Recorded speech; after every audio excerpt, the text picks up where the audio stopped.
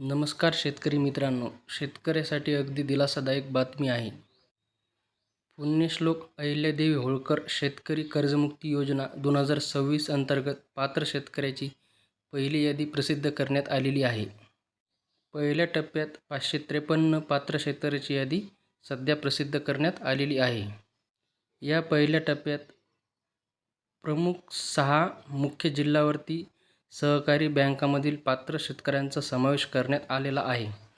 यामध्ये ठाणे 182 शेतकरी, लातूर 133 शेतकरी, पुणे 85 शेतकरी, अमरावती 58 शेतकरी, सातारा 38 शेतकरी आणि नागपूर 16 शेतकरी यांचा समावेश करण्यात आलेला आहे. यामध्ये तुमचे नाव आले का? कमेंट करून नक्की सांगा.